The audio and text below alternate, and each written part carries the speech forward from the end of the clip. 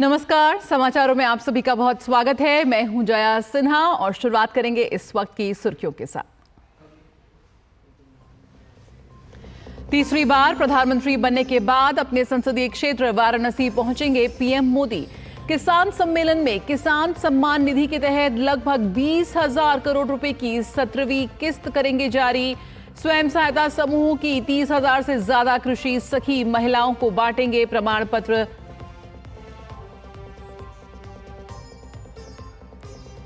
कांग्रेस नेता राहुल गांधी के खिलाफ मानहानि मामले में सुल्तानपुर की एमपी एमएलए अदालत में सुनवाई आज। गृह मंत्री अमित शाह के खिलाफ कथित आपत्तिजनक टिप्पणी करने का है मामला। बंगाल में चुनाव के बाद हिंसा को लेकर भाजपा की केंद्रीय टीम ने कूच बिहार में पीड़ितों से की मुलाकात। आज दक्षिण 24 परगना का करेंगी दौरा।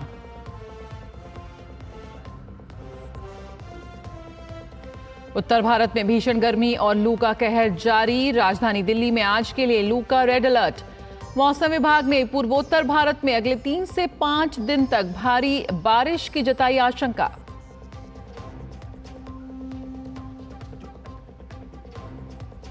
इजरायल के प्रधानमंत्री बेंजामिन नेतन्याहू ने 2 प्रमुख मंत्रियों के इस्तीफे के बाद भंग की वॉर कैबिनेट। इजरायल की उत्तरी सीमा पर संघर्ष के व्यापक होने की बढ़ी आशंका।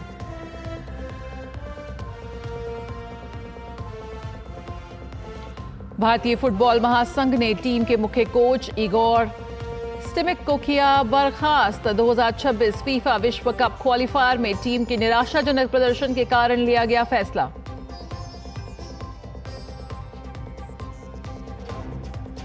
यूरो कप में हुआ बड़ा उलटफेर। स्लोवाकिया ने विश्व की नंबर 3 टीम बेल्जियम को 1-0 से हराया। वहीं फ्रांस ने ऑस्ट्रिया को 1-0 से हराकर जीत के साथ किया आगाज।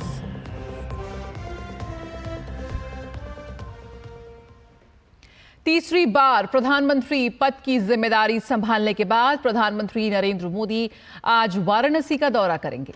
प्रधानमंत्री किसान सम्मान निधि पीएम किसान के अंतर्गत लगभग 9.26 करोड़ लाभार्थी किसानों को 20,000 करोड़ रुपए से अधिक की 17वीं किस्त जारी करेंगे। वहीं कल प्रधानमंत्री बिहार के दौरे पर रहेंगे। प्रधानमंत्री नालंदा के भगड़ौश का दौरा करेंगे और नालंदा विश्वविद्यालय के परिसर का उद्घाटन करेंगे। प्रधानमंत्री नरेंद्र मोदी तीसरी बार देश के पीएम बनने के बाद अपने 2 दिवसीय दौरे पर 18 जून को वाराणसी पहुंचेंगे। 18 जून को प्रधानमंत्री उत्तर प्रदेश के वाराणसी में प्रधानमंत्री किसान सम्मान सम्मेलन में भाग लेंगे। शाम को प्रधानमंत्री दशाश्वमेध घाट पर गंगा आरती में भाग लेंगे। वहीं रात को उनका काशी विश्वनाथ मंदिर में पूजा अर्चना और दर्शन करने का भी कार्यक्रम है। मोदी सरकार किसानों के विकास के लिए प्रतिबद्ध है। यही कारण है कि तीसरी बार प्रधानमंत्री के रूप में शपथ लेने के बाद उन्होंने पीएम किसान निधि की 13वीं किस्त जारी करने की अपनी पहली फाइल पर हस्ताक्षर किए। इस प्रतिबद्धता को जारी रखते हुए प्रधानमंत्री प्रत्यक्ष लाभ हस्तांतरण के माध्यम से प्रधानमंत्री किसान सम्मान निधि के अंतर्गत लगभग 9 करोड़ 26 लाख लाभार्थी किसानों को 20,000 करोड़ रुपए से अधिक की 17वीं किस्त जारी करेंगे। अब तक 11 करोड़ से अधिक पात्र किसान परिवारों को पीएम किसान योजना के अंतर्गत 3.04 लाख करोड़ रुपए से अधिक का लाभ मिला है। प्रधानमंत्री स्वयं सहायता समूहों की 30,000 से अधिक कृषि सखी महिलाओं को प्रमाण पत्र प्रदान करेंगे। कृषि सखी कन्वर्जेंस कार्यक्रम यानी KSCP का मुख्य उद्देश्य ग्रामीण महिलाओं का कृषि सखी के रूप में सशक्तिकरण करते हुए कृषि सखी महिलाओं को पैरा एक्सटेंशन वर्कर के रूप में प्रशिक्षण और प्रमाणन प्रदान करके ग्रामीण भारत की तस्वीर को बदलना है। ये प्रमाणन कार्यक्रम लखपति दीदी कार्यक्रम के उद्देश्यों के भी अनुरूप है। अभी तक तो मैंने सब कुछ देखला नहीं रहे आखी से। आज देखत बा कि तनी बड़ी माहौल बनल बा, सब आके देखत बा ताकत बा। हमने बहुत खुश हैला। प्रधानमंत्री आवत हुआ किसान सम्मान निधि का किस्त रिलीज करिहन और किसान सखियन से मिलिहन। हाँ, सखियन से मिलियन और बहुत बढ़िया हमने तो है उम्मा। प्रधानमंत्री नरेंद्र मोदी के वाराणसी दौरे को लेकर भाजपा कार्यकर्ता भी खासे उत्साहित हैं। ये निश्चित रूप से हम सभी काशी वासियों के लिए हर्ष और उल्लास की बात है। ये हम लोगों के लिए बहुत ही बड़ी बात है कि लोग सांसद चुनते हैं, हम लोग सीधे प्रधानमंत्री चुन रहे हैं। ये हम लोग का सौभाग्य है। प्रधानमंत्री जी ने जीत की हैट्रिक लगाई है और काशी की जनता उनका स्वागत करने के लिए बहुत ही ज्यादा उत्साहित है। 19 जून को प्रधानमंत्री नालंदा के भग्नावशेष का दौरा करेंगे। उसके बाद बिहार के राजगीर में नालंदा विश्वविद्यालय के परिसर का उद्घाटन करेंगे। इस अवसर पर प्रधानमंत्री आयोजित सभा को संबोधित भी करेंगे। विश्वविद्यालय की परिकल्पना भारत और पूर्वी एशिया शिखर सम्मेलन देशों के बीच एक संयुक्त सहयोग के रूप में की गई है। इस उद्घाटन समारोह में 17 देशों के मिशन प्रमुखों सहित कई प्रतिष्ठित गण शामिल होंगे। नालंदा विश्वविद्यालय का इतिहास से गहरा संबंध है। लगभग 1600 वर्ष पहले स्थापित किए गए मूल नालंदा विश्वविद्यालय को विश्व के पहले आवासीय विश्वविद्यालयों में से एक माना जाता है। वर्ष 2016 में नालंदा के भग्नावशेष को संयुक्त राष्ट्र विरासत स्थल घोषित किया गया था। वाराणसी से हरिकेश बहादुर और शैलेंद्र मिश्र की रिपोर्ट, डीडी न्यूज। कांग्रेस नेता राहुल गांधी आज उत्तर प्रदेश के सुल्तानपुर की एमपी एमएलए अदालत में पेश होंगे। राहुल गांधी मानहानि मामले में अदालत में पेश होंगे। राहुल गांधी पर अमित शाह के खिलाफ कथित आपत्तिजनक टिप्पणी करने का मामला दर्ज है। आपको बता दें कि अगस्त 2018 में कांग्रेस नेता राहुल गांधी के खिलाफ जिला सहकारी बैंक के पूर्व चेयरमैन विजय मिश्र ने मानहानि मामला कोर्ट में दायर किया था। उन्होंने आरोप लगाया था कि राहुल गांधी ने गृह मंत्री अमित शाह के खिलाफ आपत्तिजनक टिप्पणी की थी। इसके बाद नवंबर 2023 में कोर्ट ने राहुल गांधी को तलब किया था। इस साल फरवरी में राहुल गांधी ने कोर्ट में हाजिर होकर अपनी जमानत कराई थी। लोकसभा चुनाव के बाद पश्चिम बंगाल में भारतीय जनता पार्टी के कार्यकर्ताओं के खिलाफ हुई कथित हिंसा के बाद स्थिति का जायजा लेने के लिए भाजपा के 4 सदस्यीय केंद्रीय दल ने कल कूच बिहार का दौरा किया। टीम के सदस्य ने हर एक की बात सुनी। कमेटी के सदस्य समर्थकों का हाल देखकर दंग रह गए। किसी के पेट में चोट है तो किसी के सर पर पट्टी बंधी है, कोई व्हीलचेयर पर है तो कोई बिस्तर से उठ नहीं पा रहा।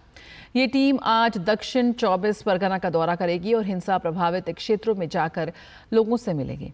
आपको बता दें कि दक्षिण 24 परगना में टीम खासतौर पर डायमंड हार्बर और संदेश खाली जाएगी। भाजपा के इस 4 सदस्यीय दल में संयोजक विप्लव देव, पार्टी के वरिष्ठ नेता रविशंकर प्रसाद और राज्यसभा सदस्य ब्रिजलाल और कविता पाटीदार शामिल हैं।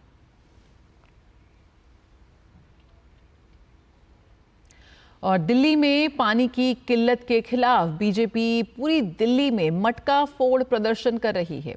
इसी सिलसिले में कल दिल्ली भाजपा इकाई ने 52 अलग अलग जगहों पर विरोध प्रदर्शन किया। दिल्ली के गीता कॉलोनी में हुए बीजेपी के प्रदर्शन में प्रदेश अध्यक्ष वीरेंद्र सचदेवा ने कार्यकर्ताओं के साथ मटका फोड़ प्रदर्शन किया। दिल्ली में पैदा हुए जल संकट पर बीजेपी अध्यक्ष सचदेवा ने सीएम अरविंद केजरीवाल और उनकी सरकार पर गंभीर आरोप लगाए हैं। इस दौरान कार्यकर्ताओं ने दिल्ली सरकार के खिलाफ हाथों से बैनर पोस्टर लेकर जमकर नारेबाजी भी की। दिल्ली में पानी का संकट है। जनता बूंद बूंद पानी के लिए तरस रही है। पानी को लेकर लोग चारों ओर त्राहिमाम त्राहिमाम कर रहे हैं। उधर दिल्ली में मुख्यमंत्री अरविंद केजरीवाल की सरकार पानी को सियासी रंग देने पर तुली है। कभी वो पाइपलाइन में तोड़फोड़ के आरोप लगाते हैं तो कभी हरियाणा को पानी की कमी का जिम्मेदार बताते हैं तो कभी हिमाचल को। जनता टैंकर माफियाओं से त्रस्त है। दिल्ली के चारों ओर बसी ओखला, गोविंदपुरी, रंगपुर पहाड़ी, गीता कॉलोनी, विवेकानंद कैंप पानी की किल्लत से हलकान हुए जा रहे हैं।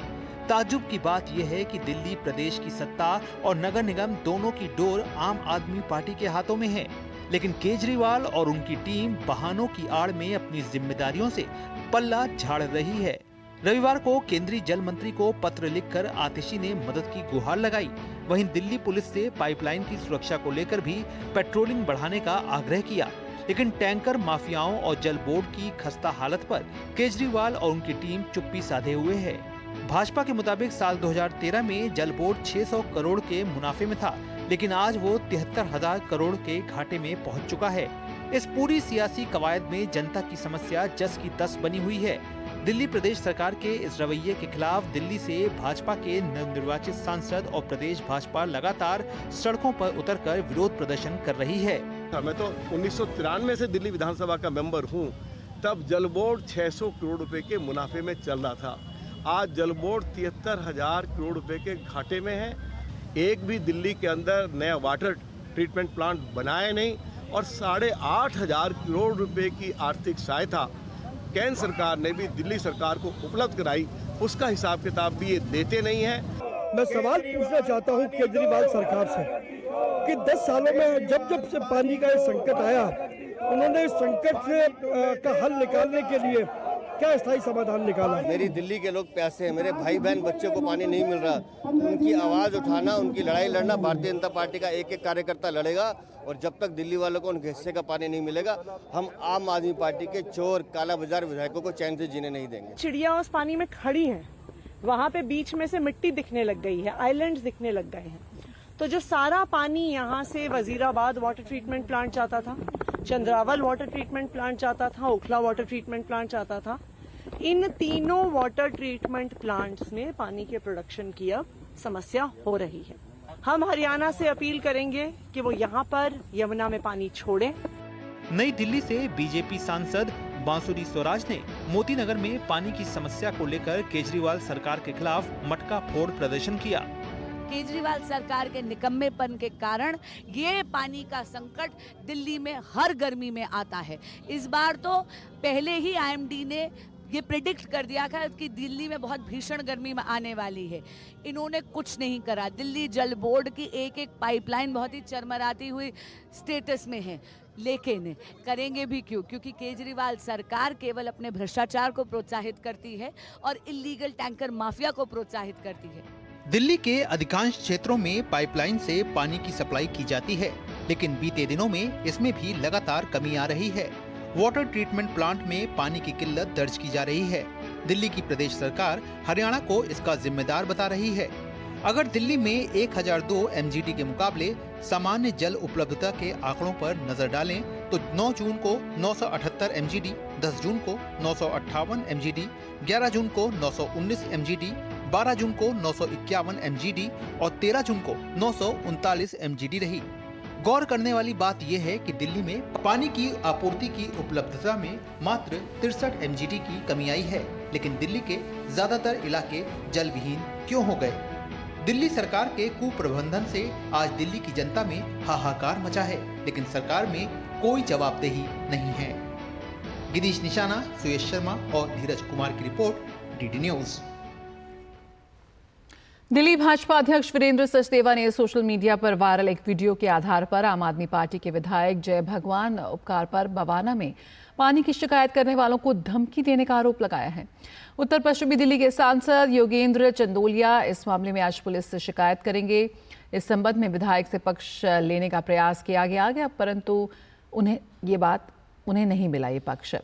सोमवार को एक प्रेस कॉन्फ्रेंस में दिल्ली भाजपा अध्यक्ष ने कहा कि बवाना के विधायक के कार्यालय में वहां के लोग जल संकट को लेकर शिकायत करने आए थे। उन्हें धमकी देते हुए आप विधायक ने कहा कि तुम मुझे जानते हो ना, ज्यादा बोलोगे तो ठंडा कर दूंगा। आप विधायकों पर इस तरह के गंभीर आरोप लगते रहे हैं। आम आदमी पार्टी का चरित्र जो है वो गुंडाई चरित्र है। लोगों को धमकाना, अवैध कारोबार करना और गुंडागर्दी करना। जय भगवान उपकार, उनके कार्यालय पर जनता पानी की समस्या लेके जाती है और वो उस समस्या उठाने वाले व्यक्ति को कहते हैं कि मैं तुझे 1 मिनट में ठंडा कर दूंगा। और ये पहली बार नहीं है। प्रकाश जारवाल, हम बार बार कहते रहे हैं कि हत्या के मुकदमे में आरोपी हैं।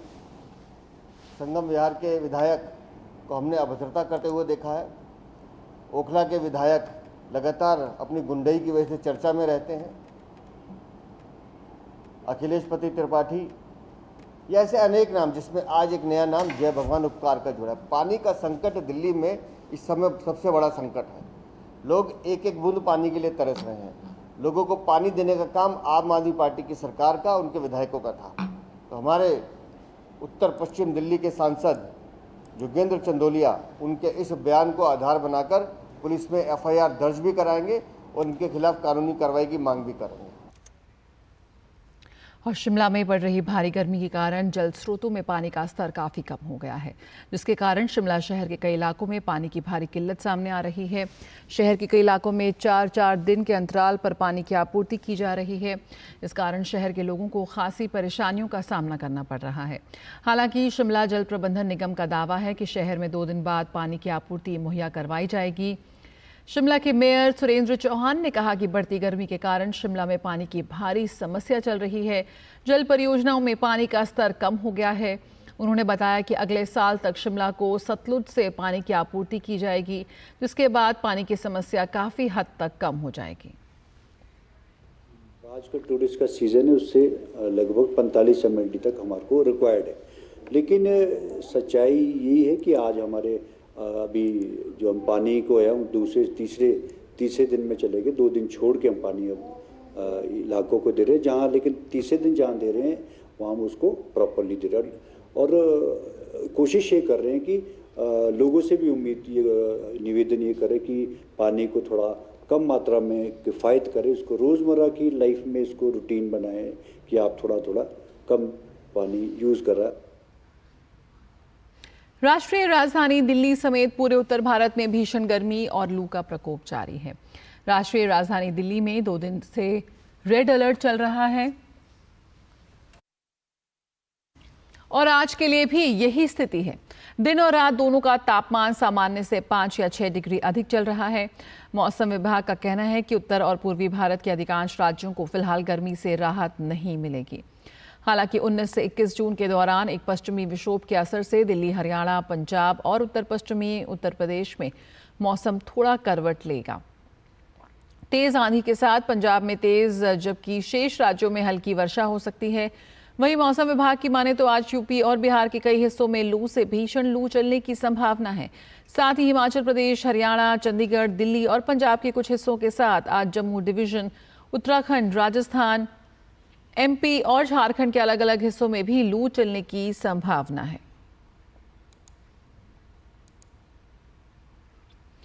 पश्चिम बंगाल के रंगापानी और निजवाड़ी के बीच हुए ट्रेन हादसे के बाद बचाव दल घटनास्थल पर पहुंच गया था। आइए हम आपको दिखाते हैं कि मालगाड़ी के इंजन की तस्वीरें और साथ में रेस्क्यू प्रक्रिया में लगे जो लोग हैं और NDRF के प्रयास। पेश है DG न्यूज की एक्सक्लूसिव रिपोर्ट हमारे संवाददाता अभिषेक सिंह के साथ। गांव का नाम है निर्मल ज्योति।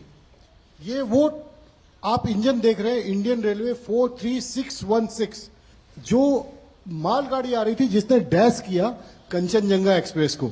रिस्टोरेशन का वर्क चालू है। मैं अपने कैमरामैन से कहूंगा कि ये आपको तस्वीरों में दिखाई, ये मालगाड़ी का इंजन है और इस मालगाड़ी के इंजन की जो हालत है वो आप देख सकते हैं। इसके अंदर जो ड्राइवर थे, जो को ड्राइवर थे, 2 थे, उनमें से एक को जीवित निकाला गया, अस्पताल भेजा गया। दूसरे की जो है वो एक्सीडेंट के समय ऑन स्पॉट जो है वो डेथ हो गई। रिस्टोरेशन का जो काम है यहाँ पे भारतीय रेलवे पूरी मुस्तैदी के साथ कर रहे हैं। भारतीय रेलवे के तमाम वर्कर्स आप लोग देख सकते हैं यहाँ पर मौजूद है, उनसे भी हम बात करेंगे। कितना लोग यहाँ पे 11 बजे से लेके अब तक कितना काम हो गया आप लोग? अब तक तो हो रहा है, अभी और बाकी है। NDRF की टीम से आप लोग कब पहुंचे यहाँ पे? हम लोग 10-20 पे यहाँ पे हमारी टीम पहुंच गई है। जी। क्या स्थिति थी उस वक्त और कैसे आप लोगों ने कैसे मैनेज किया? एक तो जिस समय हम लोग आए थे, जो मतलब इंजर्ड ये थे विक्टिम, उनको निकाल लिया गया था। जो 3 डेड बॉडी स्टक था बुरी तरह से, एक लोको पायलट का था जो इंजन वाले डब्बे में था, और बाकी 2 डेड बॉडी आप यहीं पे कंपार्टमेंट था उस जगह था। हमारी टीम ने आके, हमारी टीम से और IRT रेलवे की जो ART टीम होती है उनकी टीम ने मिलकर, बाकी लोकल पुलिस थी, सबने मिलकर उसको निकाला। तो स्थानीय लोगों का सपोर्ट, आपका सपोर्ट, SDRF का सपोर्ट, सभी का सपोर्ट बिल्कुल है। बिल्कुल। तो स्थिति क्या रही थी? ये तो हम इंजन देख रहे हैं मालगाड़ी का, इसके जो अभी अब जो हम लोगों ने तस्वीरों में देखा है, आप बयां कर सकते हैं क्या तस्वीर थी? बहुत ही भयावह स्थिति थी। देखते ही मतलब एक तरह से आंख में आपको आंसू हो जाता उस स्थिति को देख के। एक मतलब इसके ऊपर कम से कम 2 बोगियां थी। तो अभी वो सब कुछ को क्लियर किया जा चुका है। फाइनल स्टेज में है अभी। जो आप देख रहे हैं मालगाड़ी का जो इंजन है उसको हटाने का काम जारी है। रेलवे अथक प्रयास कर रही है। मोस्ट प्रोबेबली 2 से 3 घंटे में ये क्लियर हो जाएगा। कैमरामैन शारदा के साथ अभिषेक सिंह, DD न्यूज। तो पश्चिम बंगाल के दार्जिलिंग में रंगापानी रेलवे स्टेशन के पास हुए इस रेल हादसे के बाद हमारे संवाददाता अभिषेक सिंह ने घटनास्थल का जायजा लिया। यहां उन्होंने खास बातचीत की स्थानीय निवासी नूर मोहम्मद से। नूर मोहम्मद यहां लोगों की मदद के लिए पहुंचे थे। जो एक्सीडेंट साइट है वहां से सबसे पहला घर है नूर इस्लाम जी का, और नूर इस्लाम जी हमारे साथ यहाँ पे मौजूद है। नूर इस्लाम जी से हम जानेंगे कि ये पूरी घटना क्या थी, कैसे इन्हें पता चला, क्या हुआ। नूर इस्लाम जी, आपका ये घर है और यहाँ पे एक्सीडेंट हुआ है, क्या हुआ था सुबह सुबह? सुबह हम लोग ईद मना रहा था आज।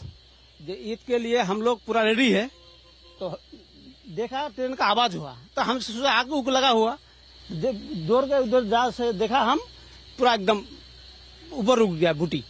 क्या करेगा, उसके बाद गांव का आदमी को पूरा बुला करके, हमारा गांव का कम से कम 100 का घर होगा शायद, हाँ, पूरा गांव को पूरा हल्ला कर दिया। हम कोई हमको फोन किया, बोला क्या हुआ, हम बोला ट्रेन ऐसे हो गया दुर्घटना, तो जल्दी सब मिल के आओ, उद्धार करना है।